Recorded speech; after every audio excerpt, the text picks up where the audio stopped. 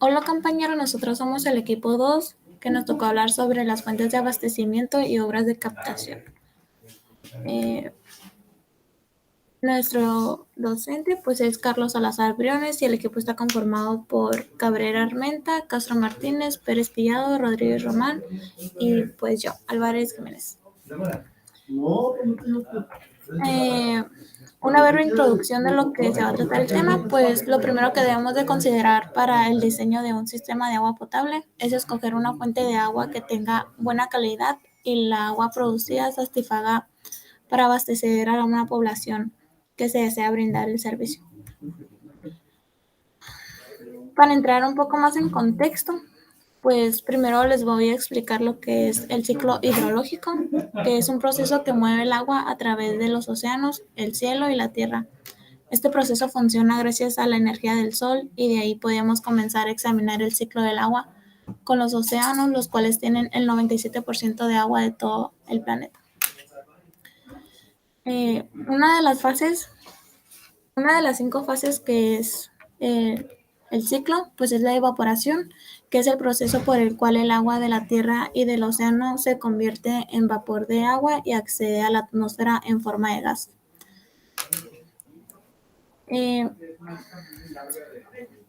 La condensación es el vapor de agua que se enfría a medida que se va elevando de forma en que se va condensando en gotitas de agua para formar las nubes. La precipitación se produce después de que el vapor de agua en la atmósfera se condensa en las nubes y cae en la superficie de la Tierra. Estas se pueden clasificar de diferentes maneras, como tipo la lluvia, la llovizna, el granizo, la nieve y la neblina. El otro es la infiltración, que es el movimiento del agua de las precipitaciones a través de la superficie del suelo y hacia adentro del mismo, produciendo por la acción de las fuerzas gravitacionales y las capilares. Y por último está el escurrimiento superficial, que es el agua que fluye en las corrientes y ríos. Y eso sería todo. A continuación, las fuentes de abastecimiento se les conoce como todo aquel punto de agua que se desvía temporalmente para ser usada, regresando a la naturaleza. Para el abastecimiento público se usan los recursos superficiales como subterráneos. Las razones para elegir una es tratando de considerar la calidad, es decir, evitando enfermedades gastrointestinales. Para esto debemos cumplir los términos de acuerdo con la norma oficial mexicana NOM 127 SSA 1, la vigente. También considerar la cantidad, seguridad del abastecimiento y su costo, tanto de construcción como de operación.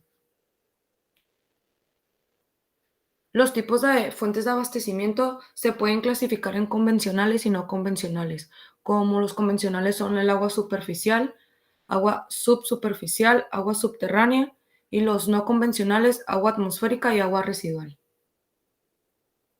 A continuación se presenta una imagen del tratamiento que se lleva a cabo de las fuentes de una fuente de abastecimiento para llevarla a nuestros hogares. Como se presenta, el punto número 1, que viene siendo captación y almacenamiento, es donde se encuentra el agua, que es la fuente de abastecimiento. El número 2 es el tratamiento, donde se lleva todo el proceso para limpiar de las impurezas. Después sigue lo que es el transporte, el traslado para de esta manera llevarlo a los hogares de nosotros, de los seres humanos. Y es como se lleva el proceso para que llegue a nuestros hogares y podamos utilizarlo en, en nuestras necesidades básicas.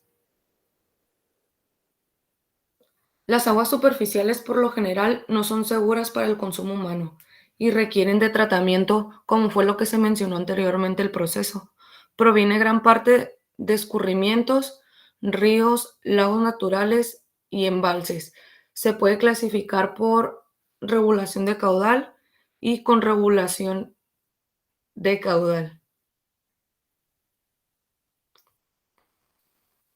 Agua subsuperficial es un flujo de agua en el cual las zonas de saturación no son permanentes, circulan a través de los estratos superiores de una formación a una velocidad superior a la normal de las aguas subterráneas.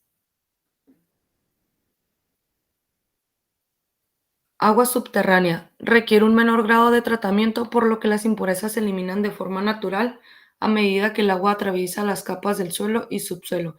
Se puede clasificar en aguas freáticas y agua subterránea profunda.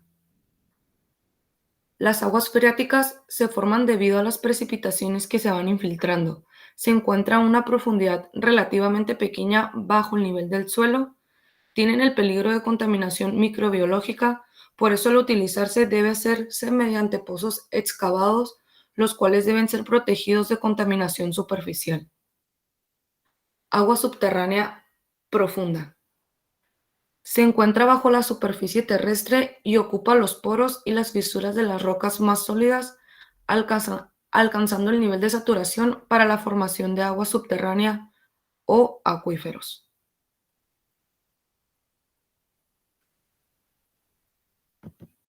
Bueno, pues a mí me tocó hablar sobre los acuíferos, que podemos ver que el acuífero es aquel estrato de formación geológica permeable, que esto permite la circulación y el almacenamiento del agua subterránea, que sus poros o grietas.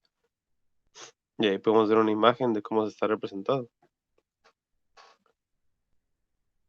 En los tipos, podemos ver que en los tipos hay acuíferos libres, acuíferos confinados y acuíferos semiconfinados.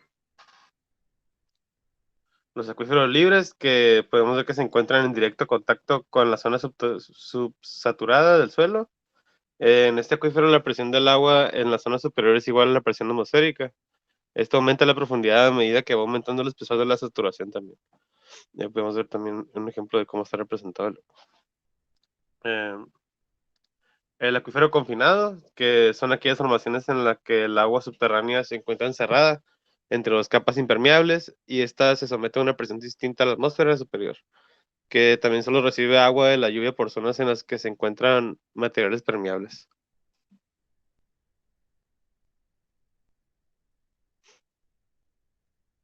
El acuífero semiconfinado, que es cuando el estrato del suelo que lo cubre tiene una permeabilidad, que esta es un tanto menor a la del acuífero mismo, pero no llega a ser impermeable. Es decir, que a través de este estrato, la descarga y recarga puede todavía ocurrir.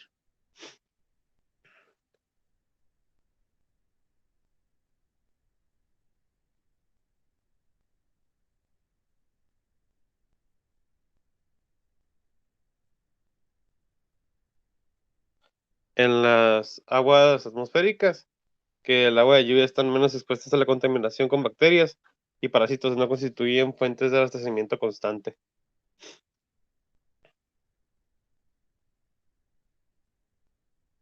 En las aguas residuales, que una vez que se utiliza el agua, establecen un residuo, algo que ya no sirve para el usuario directamente. Luego, estas se tratan o depuran, que después pueden ser utilizadas en actividades de limpieza o de riego.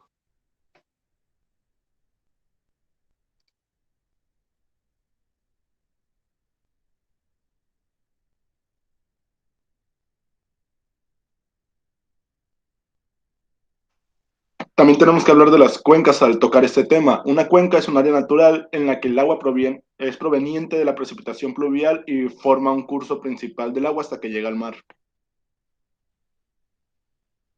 Tenemos dos tipos de cuenca, la cuenca hidrográfica, que es un territorio drenado que es caracterizado por un único sistema de drenaje natural. Y también tenemos el otro tipo de cuenca, el cual es la cuenca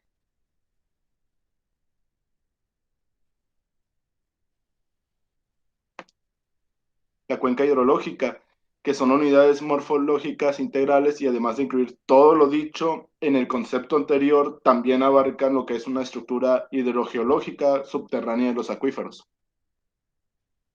Aquí en la imagen se puede ver cómo se presenta una divisoría de aguas.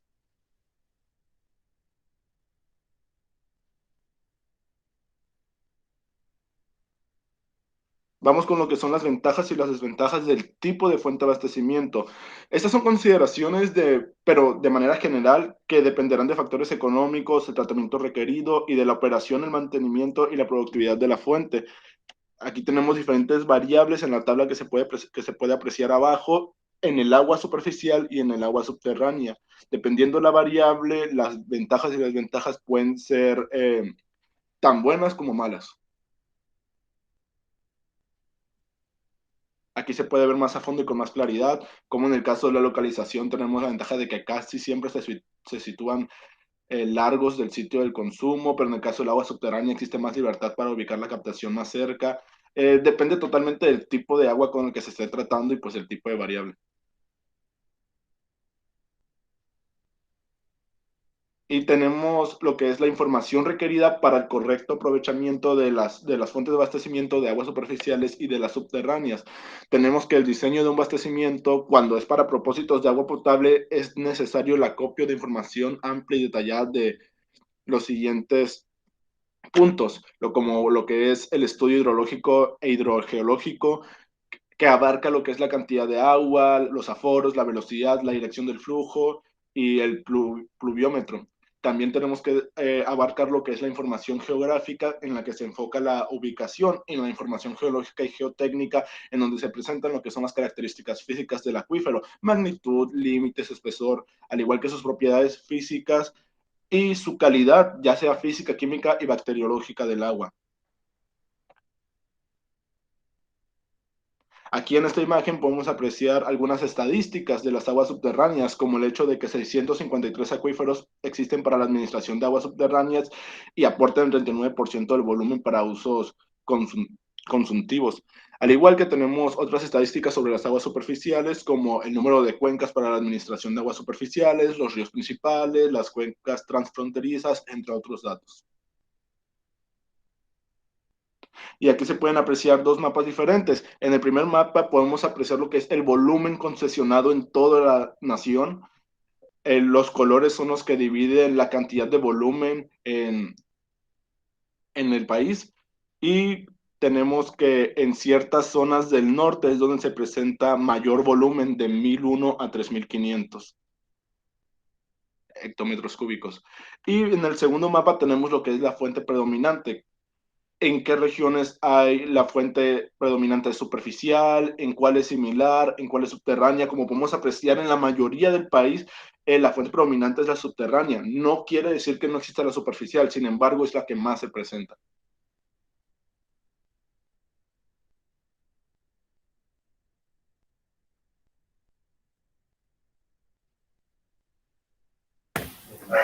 Ahora bien, empezamos con las obras de captación, que son todas aquellas obras civiles y electromecánicas que permiten disponer de las fuentes de agua de una manera segura. Estas se pueden dividir dependiendo del tipo de fuente de la que se abastezcan, la que puede ser obras de captación de aguas superficiales, que se clasifican entre captación directa, captación compresa de almacenamiento, y la estructura de estas obras suele ser de estructura de entrada de la obra de toma, mecanismo de control como compuertas, las rejillas y conductos. Entre los análisis hidráulicos que se deben considerar está el caudal de diseño, la sumergencia, el diseño de la transición que une la salida de la toma con la descarga, por mencionar algunos. El otro tipo vendría siendo la obra de captación para aguas subterráneas, que se clasifican en agua freática, agua subterránea, confinada, agua artesiana y manantiales. Se pueden captar con galerías filtrantes, pozos someros o pozos profundos. En los pozos profundos, el concesionario es el que debe, al realizar la extracción, debe cumplir con ciertos requerimientos establecidos en la norma 003 CNA 1996, pero en su versión más vigente.